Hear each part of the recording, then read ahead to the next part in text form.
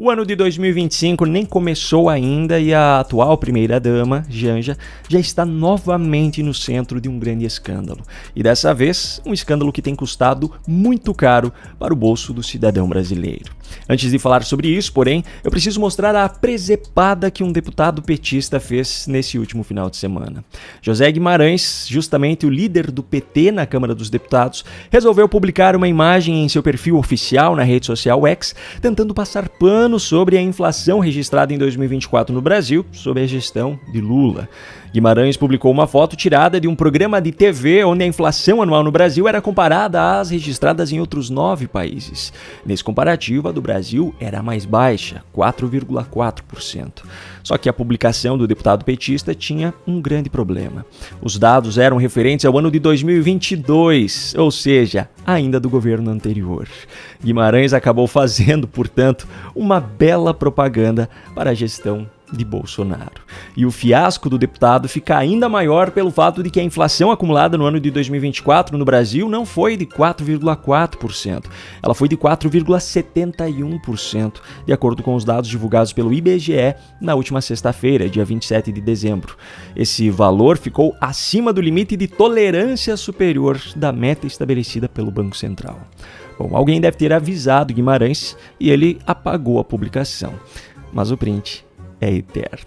Outro petista que usou suas redes sociais para passar vergonha foi o ainda ministro-chefe da Secretaria de Comunicação Social da Presidência, Paulo Pimenta. Sem ter qualquer coisa positiva da gestão do seu chefe para publicar, o responsável pela comunicação oficial do governo Lula ocupou o tempo dele e dos seus espectadores falando isso aqui. Em que mês de 2025 Bolsonaro será preso? Em que mês de 2025 Bolsonaro será preso? Ok, não é preciso mostrar um trecho maior do que esse do vídeo para entender do que se trata e o quanto o responsável pela comunicação oficial do governo Lula é um zero à esquerda justamente em comunicação.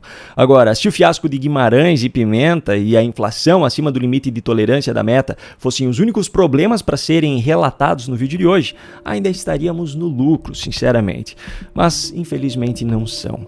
Como eu falei lá no início, o ano de 2025 nem começou ainda e a primeira-dama, Janja, já está novamente no centro de um grande escândalo. E dessa vez, um escândalo que tem custado muito caro para o bolso do cidadão brasileiro. Um levantamento feito pelo Poder 360 através de dados do Portal da Transparência e publicado na manhã dessa segunda, revelou que o gabinete informal de Janja no Planalto tem 8 pessoas que trabalham diretamente com ela e custa em média cerca de 2 milhões de reais por ano ao povo brasileiro. Só que tem um detalhe aqui que eu faço questão de ressaltar. A reportagem do Poder 360 aponta que são 8 integrantes, mas 4 dias atrás o Estadão havia publicado uma matéria sobre esse mesmo gabinete informal, dizendo que ele era formado por pelo menos 12 pessoas. Em função dessa divergência na identificação de servidores, o levantamento do Poder 360 aponta uma folha salarial mensal de pouco mais de R$118 mil e mais de R$791 mil gastos com viagens dessa equipe. Somando os custos da folha salarial e das viagens em 2023 e 2024, o total foi de cerca de 3,8 milhões de reais, o equivalente a 1,9 milhão de reais em média por ano. Só que o levantamento feito pelo Estadão, que identificou pelo menos 12 pessoas na equipe, mostra um custo mensal com folha salarial de cerca de 160 mil. Então, nesse caso, só os salários desses servidores já custariam mais de 1 milhão e 900 mil reais. Segundo o Estadão, essa equipe gastou cerca de 1,2 milhão de reais em viagens desde o início de 2023. Considerando esses dados, o custo médio anual da equipe de Janja para o bolso do cidadão brasileiro sobe para 2,5 milhões de reais. E ainda tem mais um detalhe muito importante. Nos custos referentes às viagens, não são considerados os voos em aviões da FAB, pois esses são mantidos em sigilo. Portanto, na prática, o gasto foi ainda maior.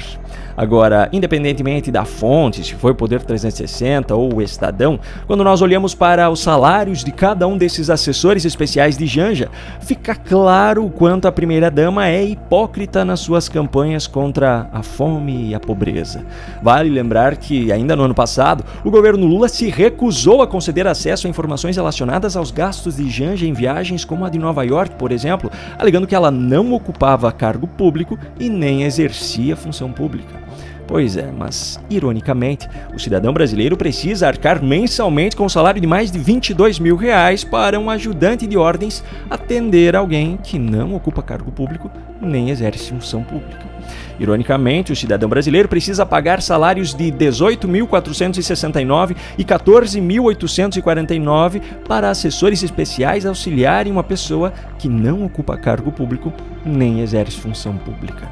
Ironicamente, o cidadão brasileiro precisa pagar um salário de R$ 14.849,50 por mês para um fotógrafo acompanhar e registrar imagens de uma pessoa que não ocupa cargo público nem exerce função pública.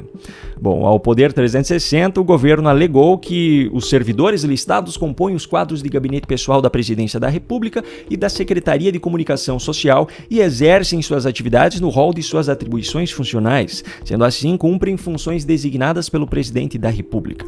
Ok, se cumprem funções designadas pelo Presidente da República, por que então o Presidente da República está designando que essas pessoas assessorem alguém que não ocupa cargo público nem exerce função pública? Isso não seria então um crime de responsabilidade? Pois é, mas não pense que os escândalos relacionados ao seu suado dinheiro de pagador de impostos acabam por aqui. Se você acompanhou os vídeos e os programas ao vivo aqui do canal ao longo do mês de dezembro, você deve se lembrar que eu mostrei a situação catastrófica que os Correios estão passando. Com um prejuízo que já somava mais de R$2 bilhões somente no acumulado entre janeiro e setembro de 2024, a estatal já estava correndo risco de despejo em pelo menos 200 imóveis alugados e ocupados por agentes, centros de distribuição domiciliar, centros de tratamento de cartas e encomendas e centros de encomendas. Eu mostrei também um documento interno da empresa que foi vazado à imprensa, que se tratava de um comunicado da diretoria a respeito das medidas urgentes que seriam adotadas na tentativa não de resolver, mas de apenas estabilizar o prejuízo. Pois é, só que enquanto passava por esse caos financeiro, os Correios continuavam com a torneira aberta para financiar eventos e festivais. Segundo dados levantados pelo Poder 360, só o Lollapalooza 2024, por exemplo, recebeu R$6 milhões como patrocínio da estatal. Mas esse, obviamente, não foi o único. Na lista dos 15 eventos que mais receberam dinheiro dos Correios em 2024, ainda estão, por exemplo, uma turnê do militante petista Gilberto Gil e até mesmo uma feira do livro em Bogotá, a capital da Colômbia. Para esse último caso, a justificativa da empresa foi de que o patrocínio tinha o objetivo de ampliar o alcance e a visibilidade da marca. Sim, é para isso que servem os patrocínios. Agora, os Correios precisam disso? Tem alguém no Brasil que não conhece os Correios? Tem alguém na Colômbia que precisa conhecer os Correios?